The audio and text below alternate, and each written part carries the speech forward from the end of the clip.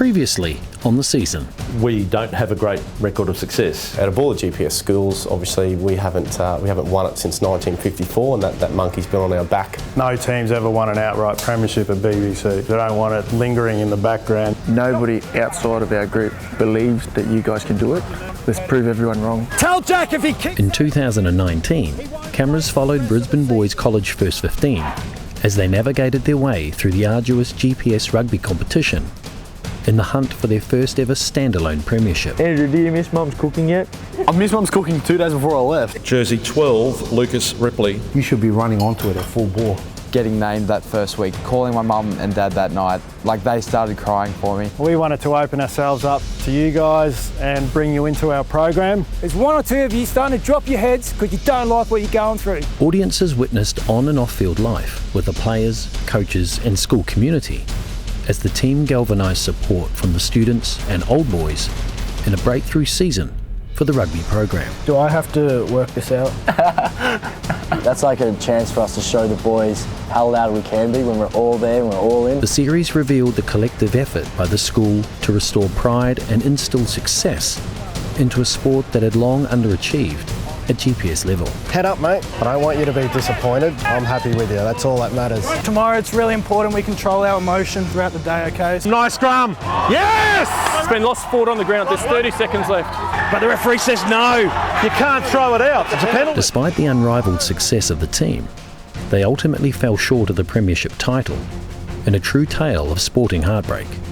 But cameras have returned to Kensington Terrace to see if the building blocks of 2019 will end a 108-year drought for the school. It was a really emotional time knowing that you're never going to do this again, and I think it's something special.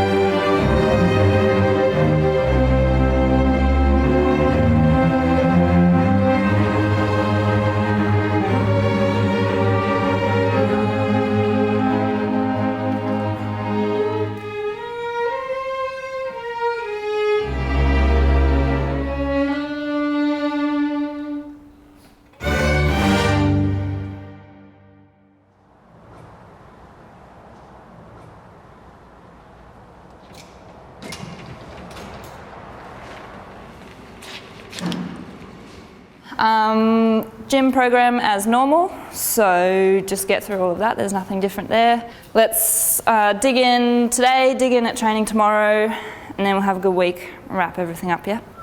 Alright, cool. I don't know, I tweaked my groin at training. Is that getting better? Yeah, I feel better today, but... Just make sure you rest that, yeah? Yeah, I got some ice on it. Kicking Savo? Oh, I don't know. Yeah, I want to play. just... Yeah, that's a bit sore. Not really that sore to touch. That's a bit sore. Out of 10? 4 or 5. Let's go, bro.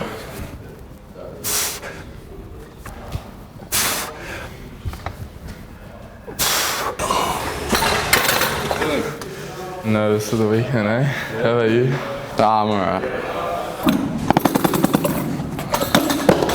You've only got 4 more weeks of school, don't you? Yeah, something like that. In a year where many students are lucky enough to simply be at school, the BBC First 15 squad are making the most of their fractured season. The training and playing schedule has been compromised, but remains miraculously intact. Early on, a few of us realised that we got a good group of kids, not just on the field but off the field as well. All the boys got along with each other. I was really excited. We fell short in 2019. We had a couple of new boys came to the school. We had good team camaraderie from straight away from the start. You reckon those new players will work? I don't know. I reckon the midfield ones are a bit scary.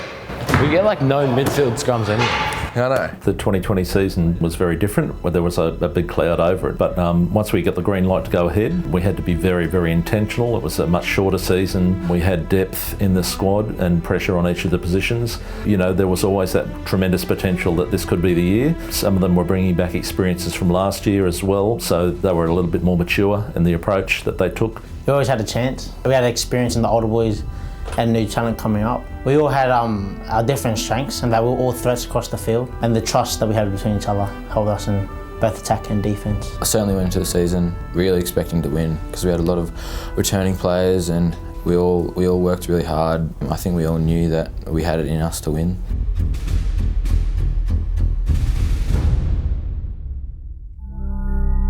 The truncated season gets underway with 2 sound victories, followed by 2 tough away fixtures.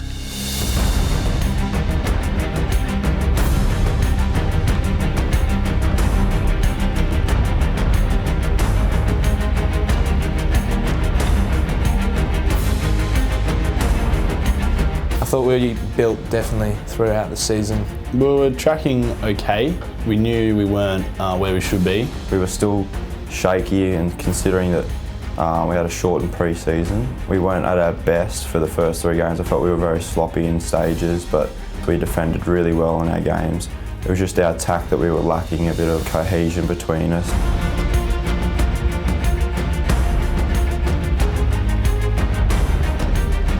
Despite the improved form, all eyes turned to the round 6 game against TSS.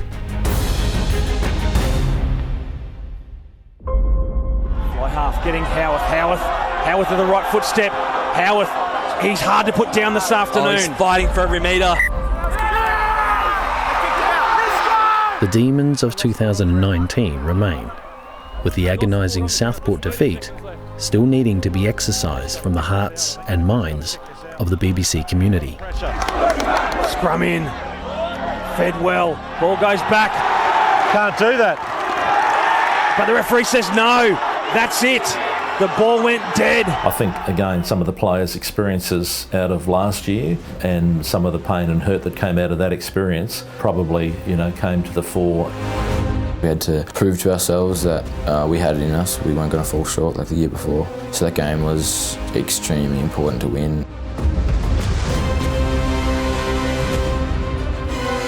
That game could have been one of our best performances that we put on the season. Everything just clicked. Just to see the boys get on top early and then really go on with it, I think was marvellous to see. I've not seen a game like that before.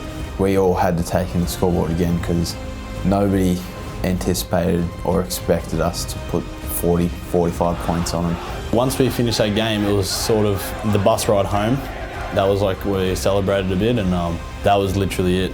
Everyone knew from then on, like, we can't be that team that has a big win then goes on to lose.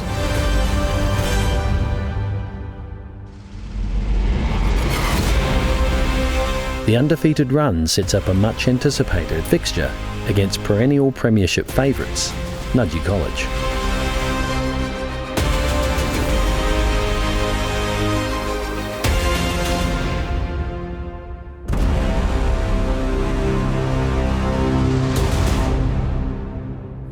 Next time on the season.